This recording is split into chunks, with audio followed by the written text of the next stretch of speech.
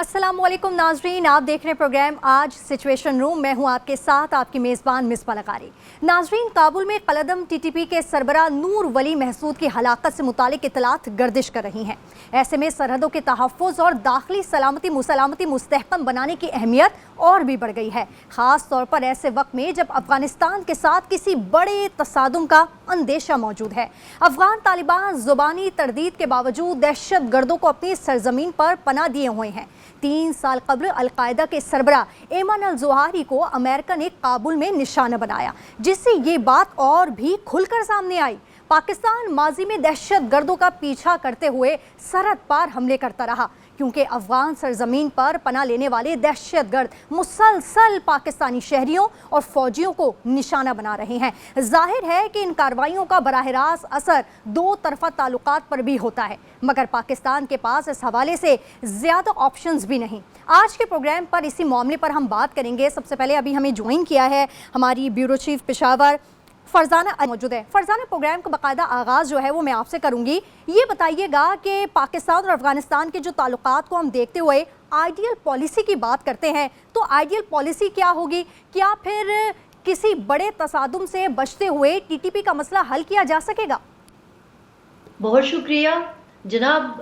असल में प्रॉब्लम यही है कि अगर अफगानिस्तान अपने जो एक मुआहिदा उन्होंने किया था कतर में, दोहा मुआहिदा जिसे कहते हैं, उसके ऊपर भी अमल दरामद कर ले, जिसके मुताबिक वो अपनी ज़मीन किसी भी मुल्क के खिलाफ दहशतगर्दी के लिए इस्तेमाल नहीं होने देगा। यही एक जुमला जो है, अगर इसके ऊपर भी अमल दरामद हो जाए तो मेरा ख्याल में इस सारे मसले का हल निकल आएगा। क्योंकि आपने अपने इंट्रो में ही बता दिया कि टीटीपी के जो हेड है उनके बारे में अगरचे अभी उसकी कंफर्मेशन नहीं हुई, पहले भी 2-3 दफ़ा ये इत्तलात आई कि उनको कत्ल कर हलाक वो हो गए हैं किसी हमले में। मुख्तलिफ औकात में ये खबर आती रही, लेकिन उसकी भी कंफर्मेशन नहीं हो सकी। तो अभी भी रिसेंट जो चीज़ आई है उसकी भी अगरचे अभी कंफर्मेशन नहीं हुई, लेकिन वहाँ पे उनकी मौजूदगी के सारे शवाहिद मौजूद है। सिर्फ वो नहीं, और भी बहुत सारे जो वांटेड है पाकिस्तान के, वो वहाँ पर मौजूद हैं। और ये भी शवाहिद हैं पाकिस्तान के पास कि वहाँ से वो आके पाकिस्तान की फोर्सेस पर और हमारी सरजमीन पर हमले करते हैं। तो अब ये बात तो वाज़ेह है।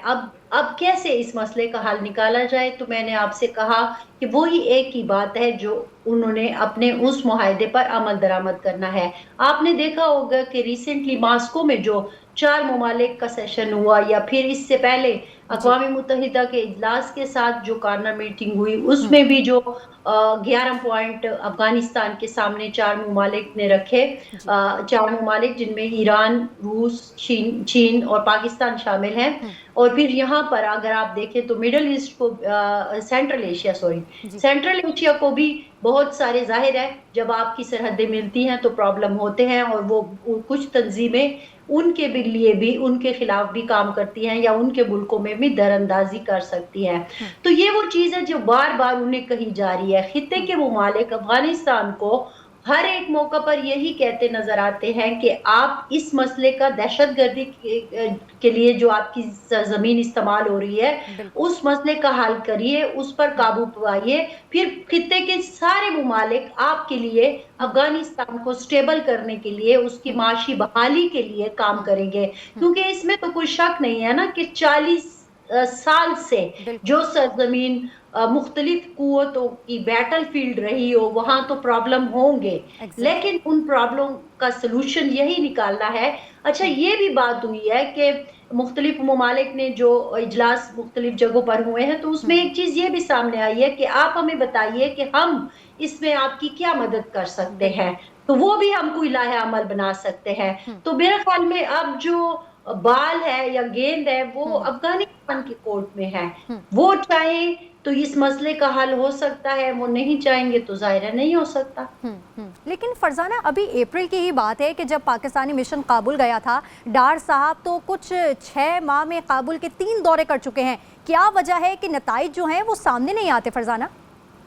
बिल्कुल, जो पहले कुछ सालों में बार बार यही बात कही जा रही थी जब ये रजीम चेंज हुआ काबुल में, کہ انگیج کرنا ہے ان کے ساتھ. ظاہر ہے ایک جس طرح کی حکومت وہاں پہ آئی اس کو تو سقوط کابل کے بعد اگر آپ دیکھا جائے تو خود افغانستان کے اندر بہت سارے جو لوگ ہیں یا سیاسی قوتیں ہیں وہ اس کو کر رہے تھے جی کیونکہ وہاں پہ آئین نہیں ہے، جو ان کوئی جمہوریت نہیں ہے، بہت سارے مسائل ہیں. تو 20 سال کا جو انہوں نے سفر کیا تھا افغانستان کو بنانے میں، ان کے بالکل اگر اشرف غنی کی بات کریں یا حامد کرزئی کی یا اس گروپ کی بات کریں تو وہ چیز تو نہیں تھی. پھر دو معاہدے کا ایک پوائنٹ یہ بھی تھا کہ آپ نے ایک انکلوسیو حکومت بنانی ہے، تو وہ بھی نہیں بن سکی. لیکن اس کے باوجود کہ یہ کام نہیں ہوا جو طے کیا گیا تھا، جس کے اوپر ایک قسم کا سگنیچر کیا گیا تھا، جس کے لیے زبان دی گئی تھی، وہ نہیں ہوا. لیکن اس کے باوجود بھی خطے کے ممالک نے ان کے ساتھ انگیج کیا. وہاں پہ لوگوں نے اپنے دفاتر سفارت خانے دوبارہ کھولے، سفارتی عمل بحال کیا، پاکستان نے بھی کیا. ظاہر ہے ہمارے لیے تو بہت ہی امپورٹنٹ ہے کیونکہ افغانستان کا امن ہمارے امن سے جڑا ہے. بالکل تو بالکل انگیجمنٹ شروع ہوئی اور ہمیں لگا تھا بالکل فرزانہ، ہم کہ یہی چاہتے ہیں کہ افغانستان سے جو ٹریڈ ہے ہمارا وہ چلتا رہے، لیکن جو ان کی زمین جو ہے وہ ہمارے خلاف استعمال ہو رہی ہو اسے روکا جائے. اس وقت ہمارے ساتھ دفاعی تجزیہ کار لیفٹیننٹ جنرل ریٹائرڈ عبدالقیوم صاحب بھی ہمارے ساتھ موجود ہیں. انہوں نے ہمیں جوائن کیا ہے. عبدالقیوم صاحب بہت شکریہ ہمیں جوائن کرنے کے لیے. قیوم صاحب، طالبان نے ٹی ٹی پی کے خلاف کارروائی کا وعدہ کیا تھا جو کھوکھلا ثابت ہوا ہے. سیفری کی مذاکرات میں بھی جو ہے وہ ٹی ٹی پی کا نام نہ ڈالنے پر اعلامیہ جاری نہ ہو سکا. اب کون سا راستہ بچتا ہے سر؟ دیکھیں، اس کی وجہ ایک تو طالبان حکومت کی اپنی نااہلی ہے، بیکاز پورے ملک کے اوپر ان کا صحیح کنٹرول اور گرپ نہیں ہے.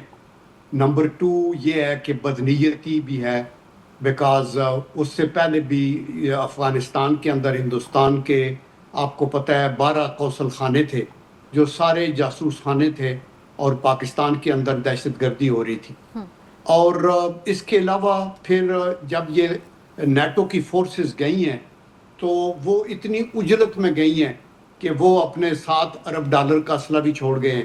اور یہاں چونکہ طالبان کا پورا کنٹرول نہیں تھا اور ہمدردیاں ٹی ٹی پی کے ساتھ تھیں، تو دیر فور وہ اسلحے کا بہت سارا پورشن جس کے اندر آپ کی آٹومیٹک ویپنز اور کوئی 30-40 ہزار وہیکل اور نائٹ ویژن گلاسز، تو ان کو نائٹ فائٹنگ کیپیبلٹی دے کے تو یہ چلے گئے.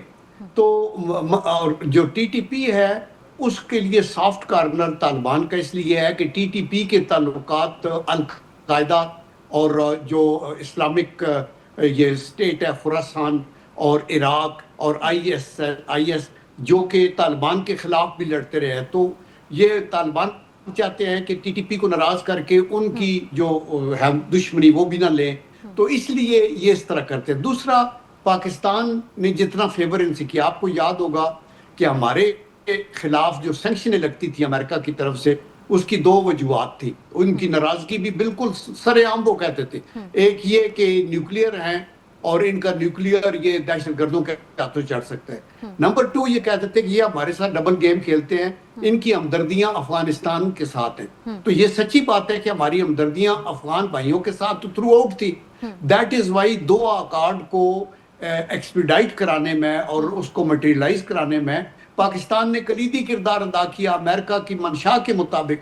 اور وہاں پھر انہوں نے وعدہ کیا کہ ہماری جو سرزمین ہے وہ دہشت گردی کے خلاف استعمال نہیں ہوگی. ابھی آپ دیکھ لیں کہ نہ صرف یہ کہ وہاں ہندوستان کے جو دہشت گرد ہیں وہ دندناتے پھر رہے ہیں، بلکہ افغانستان کا فارن منسٹر جا کے انڈیا کے اندر معاہدہ کر کے اور ان کی ایمبیسی یہاں کھولنے کا بھی کیا ہے، جو ایک ایسا را کا سنٹر ہوگا جو تباہی مچانے کے لیے ہی ہوتے ہیں. مثلا کینیڈا میں بھی ان کی ایمبیسی کے تھرو ٹیررزم ہوتا رہا اور سکھوں کا قتل ہوا.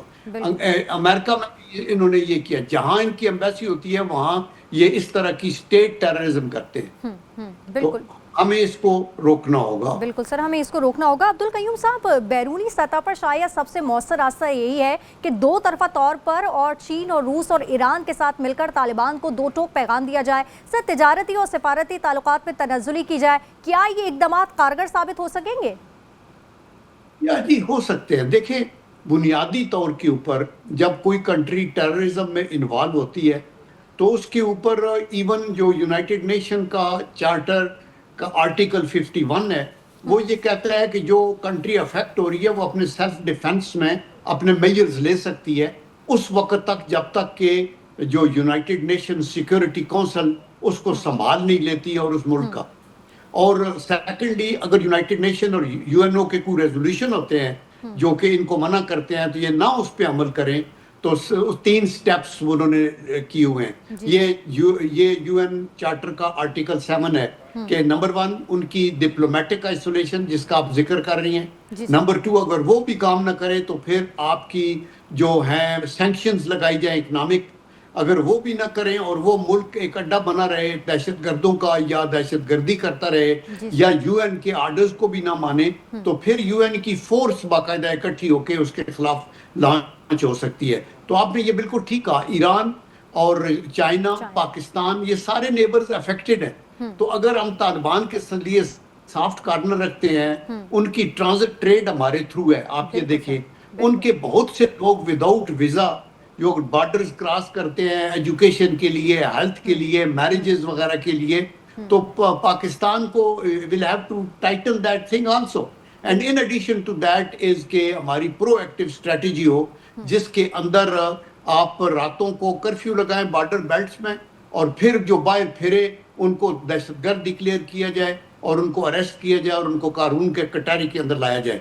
और अफगानिस्तान को तो बड़े खुले तौर के ऊपर डिफेंस मिनिस्टर ने बता दिया है कि जी हमारे पास अभी और कोई ऑप्शन नहीं बची एक्सेप्ट दिस के जो बॉर्डर बेल्ट में इनके जो खाने हैं अकूबत खाने और टेररिज्म सेल्स और ट्रेनिंग सेंटर्स हैं उनको एंगेज किया जा सकता है जिस तरह पहले भी हमने किया। बिल्कुल बिल्कुल बिल्कुल कयूम साहब आपने बिल्कुल दुरुस्त फरमाया। फरजाना, सिक्योरिटी सिर्फ पाकिस्तान का नहीं हमसाए मुल्कों का भी मसला है। कोई भी अनासर सलामती के लिए ख़तरा ना बने, इलाकाई सतह पर हमें इस बयानी की कितनी हिमायत हासिल है और उसे कैसे कैपिटलाइज किया जा सकता है? देखिए, हिमायत का अंदाजा तो आप इस चीज से लगा सकते हैं कि मैंने आपको 2 मिसालें दे दी। एक अक़वाम मुत्तहिदा के इजलास के दौरान जो 11 नुकाती एजेंडा सामने आया 4 ममालिक का, वो भी आपके सामने है। अभी मास्को का जो सेशन हुआ उसमें भी जो पॉइंट सामने आए हैं वो भी आपके सामने है। उस इलामिये में भी दोनों जगह एक ही बात को कहा गया है और अफगानिस्तान को ये बताने की कोशिश की गई है, जैसे मैंने पहले भी अर्ज किया, कि हम आपके साथ हर तरह की हेल्प करने के लिए तैयार हैं, लेकिन सबसे पहले आप अपनी ज़मीन को इतना सिक्योर बनाएं कि आपकी ज़मीन से किसी और की सरजमीन पर हमला ना हो। हमारे इर्द गिर्द खित्ते के जो ममालिक हैं, पाकिस्तान तो खुसूसन इस दहशतगर्दी का शिकार है। आप देख रहे हैं कि हर रोज हमारे यहाँ हमले हो रहे हैं और पिछले 2 साल से जो उसकी इंटेंसिटी है वो मुसलसल उसमें इजाफा हो रहा है। 2025 में जब हम बात करते हैं तो वो इंतहा को पहुंच चुकी है। तो फिर और इसी तरह आप देखें तो ईरान का मसला भी है, रशिया, सारे ममालिक, आप अगर इलामी के एक एक लफ्ज को गौर से पढ़ें तो आपको अंदाजा हो जाएगा। हर दोनों जगह मैं ये देख रही थी, गौर कर रही थी कि वो चाहे वो 11 पॉइंट आए या अभी जो इलामिया आया, जो सबसे पहला पॉइंट होता है वो यही होता है कि आपकी सरजमीन, यानी कि अफगानिस्तान की सरजमीन पड़ोसी ममालिक के लिए या खित्ते के किसी भी मुल्क के लिए दहशतगर्दी के अगेंस्ट इस्तेमाल नहीं होगी। लेकिन यहाँ पे प्रॉब्लम कुछ और है। अफगानिस्तान तो इस वक्त हुकूमत है, अगर उसको देखें और फिर जो हमारे वांटेड हैं, खुसूसन जब हम टीटीपी की बात करते हैं तो प्रॉब्लम हमें उस वक्त आ जाती है क्योंकि इन्होंने मुल्ला हैबतुल्लाह के हाथ के ऊपर बैयत की हुई है। अब अफगानिस्तान का ये जो फुट सोल्जर है वो ये समझता है, चूंकि जब 9/11 हुआ या उससे पहले हमने रशिया की वार लड़ी, तो देखिए ना, ये तो नस्ल दर नस्ल 40 साल से मामला हो रहा है ना। तो वो जब वो यहाँ पे थे तो ये उनके मेजबान थे, अब हम मेजबान हैं। आप उसामा के केस में भी देख लेना कि क्या हुआ था कि मुल्ला उमर ने कहा कि वो मेरी सरजमीन पर मेहमान है तो मैं कैसे उसको आपको दे सकता हूँ।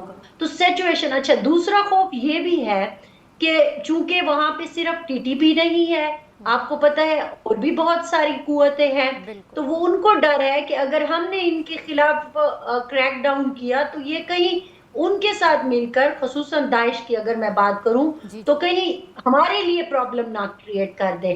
اب دونوں مسئلے جو ہے وہ ایسے ہیں کہ ان کے ساتھ نمٹنے کا فائنل فیصلہ جو ہے وہ افغانستان کی حکومت پہ کرنا ہے، اور وہ یہی ہے کہ باقی ساری چیزیں اپنی جگہ، ظاہر ہے کوئی ان کو نہیں اس وقت مارے گا جب وہ کسی کو نہیں ماریں گے۔ بالکل تو بالکل، آپ نے بالکل بات یہ درست ہے فرمایا جب کہ آپ کوئی انہیں نہیں مارے گا اگر وہ کسی کو نہیں ماریں گے۔ آپ کو ذکر کرتے ہیں D G I S P R کی پریس کانفرنس کا جو بڑے عرصے بعد پشاور میں ہوئی۔ عبدالقیوم صاحب، آپ کے نزدیک نیشنل ایکشن پلان پر عمل نہ ہونے کا ذمہ دار کون ہے سر؟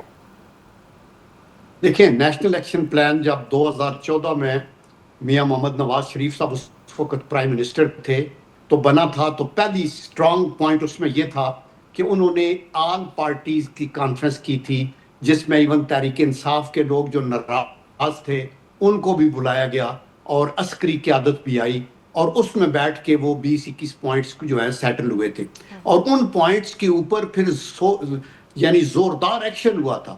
خود پرائم منسٹر ہر صوبے میں جا کے ایپیکس کمیٹی کو چیئر کرتے تھے، جس میں وہاں صوبے کی حکومت ان کی ہو نہ ہو، وہاں چیف منسٹر، گورنر، آئی جی، چیف سیکرٹری، کور کمانڈر، اور کوآرڈینیٹڈ ایفرٹ کے ساتھ ریزلٹ کیا نکلا کہ دہشت گردوں کی کمر ٹوٹی۔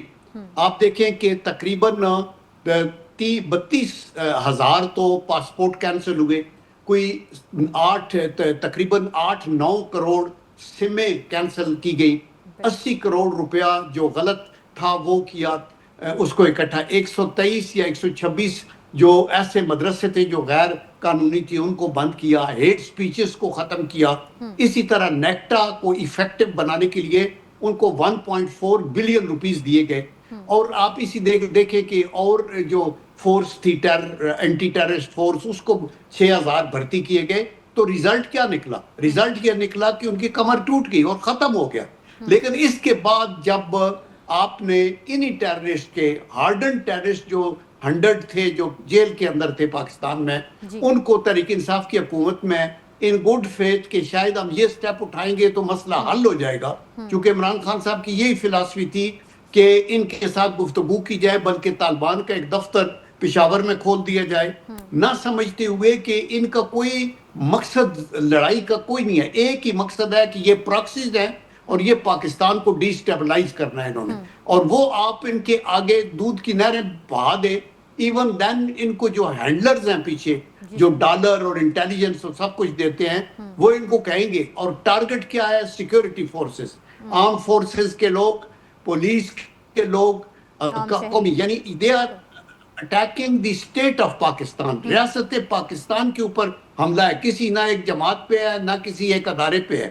تو ہمیں اس کے لیے تو وہ اس کے اوپر آپ کے جو D G I S P R نے بڑی مفصل اور ساری گفتگو کی اور سارا بتایا کہ آپ کے ہمارے بھائی بچے باہر نکلتے ہیں، ان کو انٹیلیجنس آپریشن کرتے ہیں، انٹیلیجنس بیسڈ آپریشن، لڑائی ہوتی ہے، خون بہتا ہے، ہم لوگ تو سیف ہیں اپنے گھروں میں، ہمارے بچے محفوظ ہیں، ہماری بہنوں کی عزت محفوظ ہے، لیکن وہاں وہ جو بیچارے شہید ہو جاتے ہیں ان کے بچے یتیم ہو جاتے ہیں، اور وہ پاکستان کی سلامتی کے لیے اپنا خون کا نذرانہ پیش کرتے ہیں۔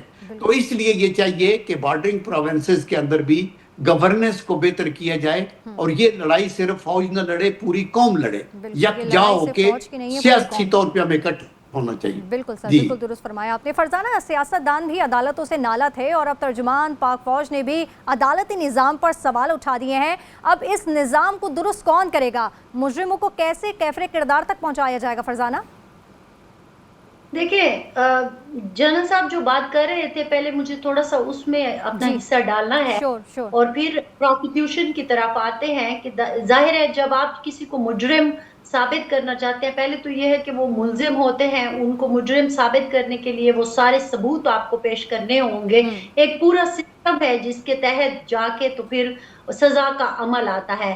لیکن جب آپ کے پاس ثبوت ہی نہیں ہوں گے، آپ وہ ایویڈنس ہی پرووائڈ نہیں کر پاتے، تو ظاہر ہے آگے سے تو عدالتیں بے بس ہو جاتی ہیں۔ تو ایک تو یہ ہے، دوسری اہم بات یہ بھی ہے کہ آپ کے اپنے سسٹم میں اتنے فلاز ہے کہ جس کی وجہ سے جو मुजरिम होता है वो कभी मुजरिम तस्वुर ही नहीं किया जाता और उसको मुजरिम के दर्जे तक वो पहुंच ही नहीं पाता, जिसकी वजह से उसकी जान खलासी हो जाती है। अब बात ये है कि सिर्फ सियासी हुकूमतें मैं समझती हूँ, क्योंकि मैं मुसलसल इन चीज़ों के ऊपर काम कर रही हूँ, तो जब मैं बहुत सारे लोगों को इंटरव्यू करती हूँ, उन सारे लोगों को बिठाती हूँ, जैसे कि नेक्टा के लोगों के साथ मैंने बात की जिन्होंने नेशनल एक्शन प्लान बनाया, तो उसमें मुझे ये लगा कि हर इदारा अपनी जगह कसूरवार है और वो उसके अंदर जो खामियां हैं उनको वो पूरा नहीं कर पाते। हमारी आदत हो गई है कि हम चीज को जड़ से उखाड़ने की, चाहे वो इंतहा पसंदी है, चाहे वो दहशत गर्दी है, हम उसको खत्म नहीं करते। हम इंतहा पसंदों के पीछे लगे रहते हैं और हम दहशत गर्दों के पीछे लगे रहते हैं। इसमें देख बहुत फर्क है। आप चीज को अगर जड़ से उखाड़ने की बात करेंगे तो फिर आपको अपने निजाम के वो सारी खामियां जो है वो खत्म करने पड़ेंगी, और इसमें सिर्फ आप सियासी हुकूमतों के ऊपर उंगली नहीं उठाएंगे। अगर टाक्स हुई है, अगर लोगों को लाया गया है, तो उसमें तो सिर्फ सियासी हुकूमत के, मुझे बताए कौन सी सियासी हुकूमत के बस में है कि वो दहशत गर्दों को लेके आ जाए। ये चीजें हुई हैं माजी में और हमें उस गलती का अजाला करना है। बिल्कुल फरजाना, आपने बिल्कुल दुरुस्त फरमाया कि हर इदारे को खुद को दुरुस्त करने की जो है वो बेहद ज़रूरी है। और दिफाई तज्ज़ियाकार lieutenant general retired Abdul Qayyum साहब इस वक्त इस सेगमेंट में हमारे साथ मौजूद थे। बहुत शुक्रिया सर, आपने हमारे लिए कीमती वक्त निकाला। यहाँ लेंगे एक ब्रेक।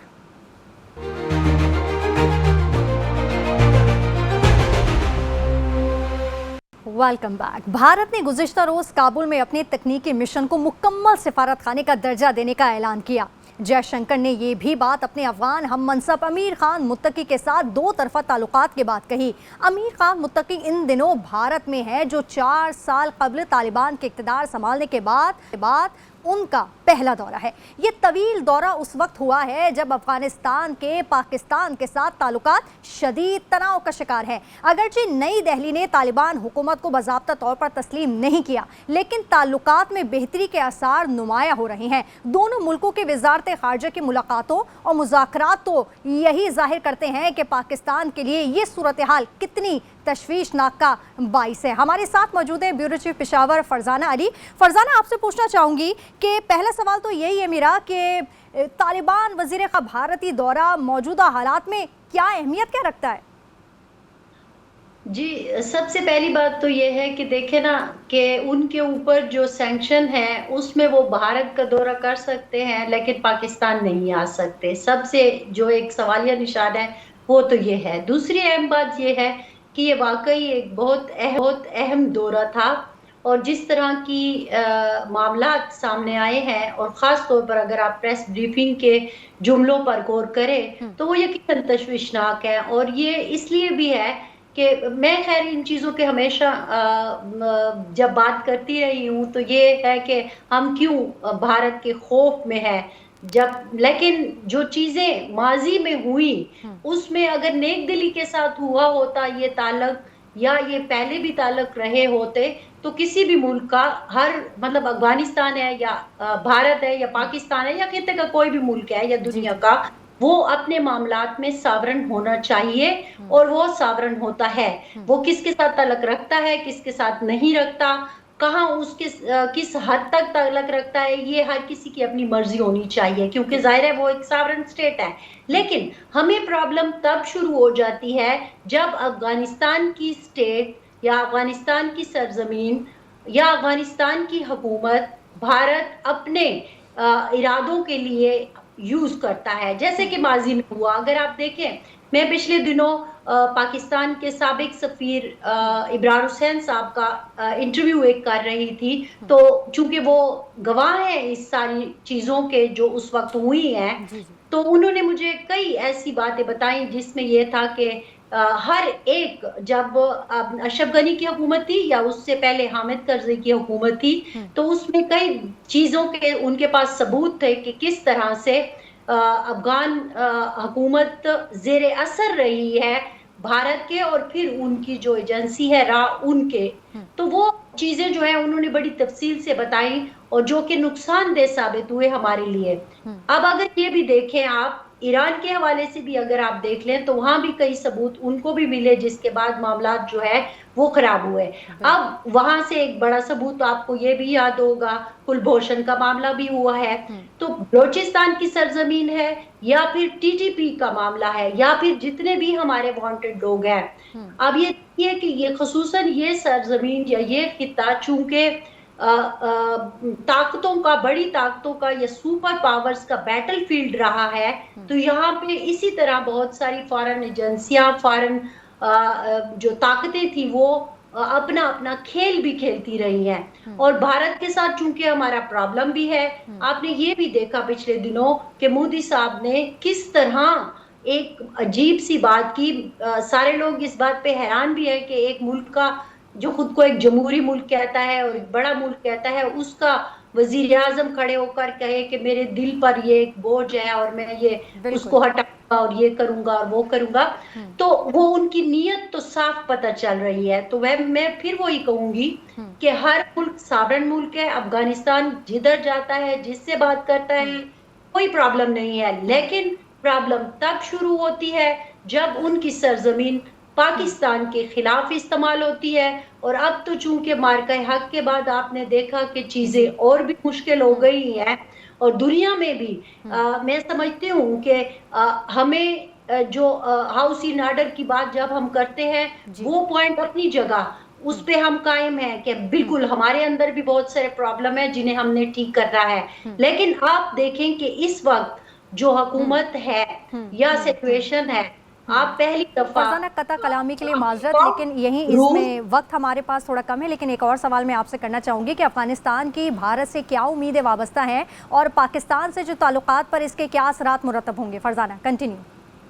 جی میں یہی آپ کو عرض کر رہی تھی کہ پہلی دفعہ ہے تاریخ میں کہ اگر آپ پاکستان کی پوزیشن دیکھیں تو امریکہ سعودی عرب روس چین ایران سب خطے کے ممالک جو ہیں وہ پاکستان کے ساتھ کھڑے ہیں. UAE وغیرہ کا بھی اگر آپ دیکھ لیں بہت ساری باتیں یہ بھی آ رہی تھی کہ سعودی عرب کے معاہدے کے بعد ہو سکتا ہے کہ اور 2 ممالک بھی پاکستان کے ساتھ معاہدہ کریں. اب چونکہ پاکستان کی پوزیشن ایک مضبوط ہو گئی ہے اور بھارت کا ہم نے دیکھا کہ ہر روز صدر ٹرمپ اگرچہ بیچ میں ان کے کچھ اچھی باتیں بھی انہوں نے کر لی لیکن بہرحال ایک مسئلہ ہے.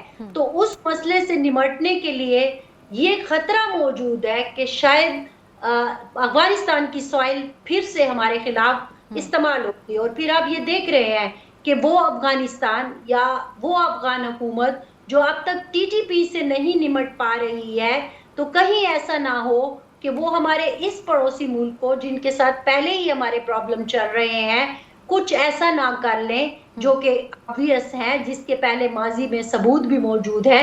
تو یہ ایک خدشہ اپنی جگہ پر موجود ہے جو کہ مسائل بڑھ سکتے ہیں. اور پھر آپ کو پتہ ہے پہلے بھی پراکسیز چل رہی ہیں بلوچستان کا مسئلہ ہے یہاں TTP کا مسئلہ ہے. تو بالکل فرزانہ آپ نے بالکل درست فرمایا. اگر خطے کی بات کی جائے خطے میں پاکستان کی جو پوزیشن ہے وہ بہت ہی مضبوط ہے اور افغانستان سے پاکستان کی طرح اس دفعہ بھی یہی مطالبہ ہے کہ ان کی جو زمین ہے وہ ہمارے خلاف استعمال نہ ہو. بہت شکریہ فرزانہ آپ نے ہمارے لیے قیمتی اپنا وقت نکالا. یہاں لیں گے ایک بریک.